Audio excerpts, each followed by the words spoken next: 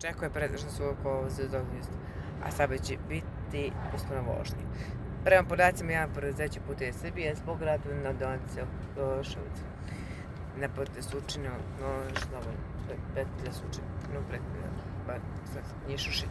Saobraćaj će biti postavljen u kolovu stanici. Uslovni radova saobraćaj će biti uvećan saobraćajnom signalizacijom i opremom. Ukoliko krećete na put za Srpske 40 stralu zbog nezacije razvogastva.